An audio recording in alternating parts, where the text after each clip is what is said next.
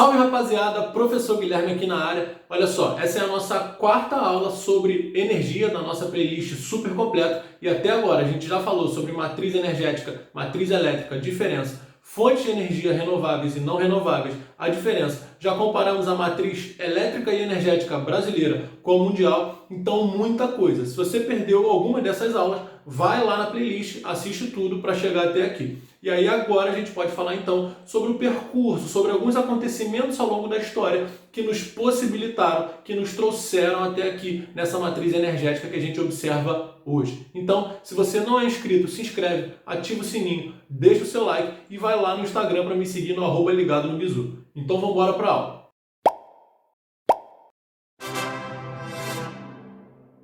Beleza, então para a gente discutir, para a gente abordar um pouco dessa trajetória, desse percurso energético brasileiro até a gente chegar onde a gente está hoje, eu coloquei aqui alguns pontos principais importantes para a gente pensar. Então beleza, o início dessa discussão vai começar lá nos anos 70. E por que os anos 70 são tão importantes? Bom, a gente tem uma série de acontecimentos, dá uma olhada só.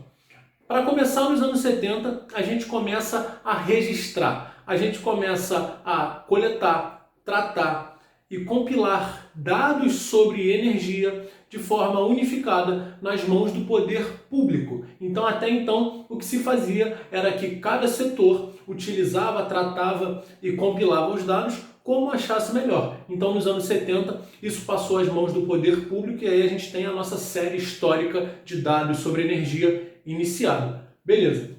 Outro aspecto muito importante ocorrido nos anos 70 que fez o Brasil acordar, virar a chave, se preocupar com a matriz energética foram as crises do petróleo. Então, em 73, em 79, duas crises do petróleo afetaram e abalaram muito os preços desse produto que chegava a compor 50% da matriz energética brasileira.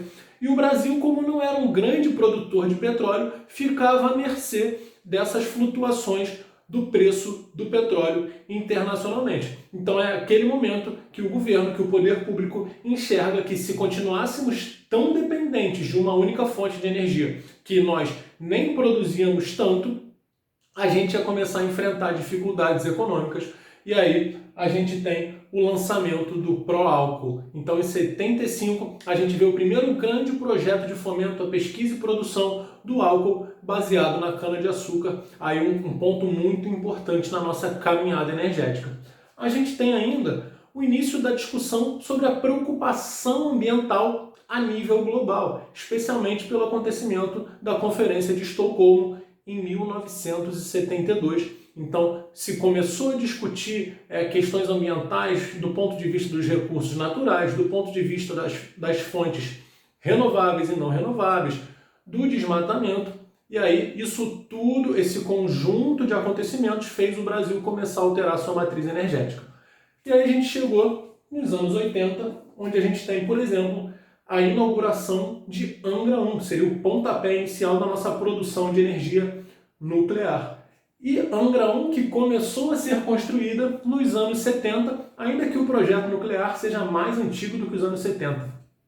A gente tem também a inauguração nos anos 80 de Itaipu, a usina hidrelétrica binacional de Itaipu, que também teve a sua construção iniciada nos anos 70. A gente tem ainda o boom do álcool. Então, se você já era nascido ou nascida nos anos 80, ou se não era, pergunte para o seu pai, para sua mãe, para algum conhecido ou conhecida, o boom, a quantidade de carros a álcool que a gente tinha rodando nas ruas para tentar reduzir essa dependência do petróleo e dos combustíveis derivados do petróleo, como a gasolina. Então, no final dos anos 80, a gente chegou a ter uma frota de mais de 90% dos carros a álcool. E aí, chegaram os anos 90, iniciozinho dos anos 2000, o Brasil tinha acabado de passar pelo processo da redemocratização. Se você se lembra, os anos 80 são os chamados anos perdidos, é a chamada década perdida, e a gente começa a enfrentar problemas de gestão energética, com baixos investimentos e a própria gestão de fato. E esses problemas de gestão associados à baixa dos reservatórios das usinas hidrelétricas ocasionaram o grande apagão, a crise do apagão, lá em 2001. E aí se constatou, então, a necessidade de investimentos e de um carinho maior com o setor energético, porque esses apagões causaram prejuízos bilionários. Beleza. Então a gente retomou a construção das PCHs, as pequenas centrais hidrelétricas, que serviriam para difundir em todo o território nacional essas centrais de produção e transmissão de energia elétrica com o fim de resolver esse problema dos reservatórios, e construímos ainda mais termoelétricas movidas a carvão, óleo, diesel.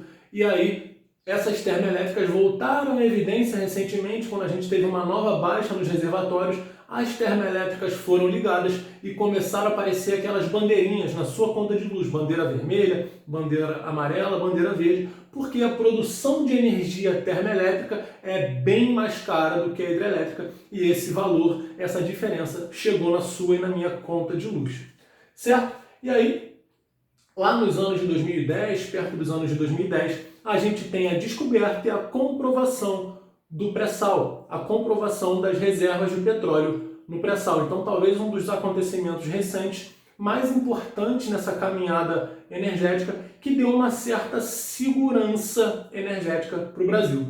A gente tem ainda a entrada da energia solar e eólica na matriz, principalmente na matriz elétrica brasileira, apontando aí para um caminho de fontes de energia renováveis e energia limpa. Beleza, mas o que mudou? Bom, lá nos anos 70, por exemplo, a nossa matriz energética, que chegou a ser composta de 50% de petróleo, hoje usa o petróleo para 35% do total. Ah, e ela era mais ou menos renovável? Bom, ela era mais renovável porque chegamos a ter 60% de energia renovável, com um percentual muito grande da utilização da lenha. E a lenha é obtida através do desmatamento, do extrativismo. E aí, num momento onde a preocupação ambiental começava a olhar para as florestas com outros olhares, e também com o aumento da urbanização brasileira, então o acesso à energia elétrica e gás encanado fez com que a lenha ficasse um pouco de lado na nossa matriz energética. E você percebe também que hoje em dia a gente tem um percentual elevado de derivados da cana-de-açúcar e de energia hidrelétrica na matriz energética brasileira. E se a gente for falar em matriz elétrica, aí sim o percentual da energia hidrelétrica é muito grande. Bom, esse assunto não se esgota aqui. Se a gente fosse falar de todos esses anos e de todos os acontecimentos, a gente teria 10 vídeos de 1 hora. Então aqui eu coloquei só um compilado, só o mais importante para você saber. Eu espero que você tenha entendido e eu te espero aqui na próxima aula. Valeu!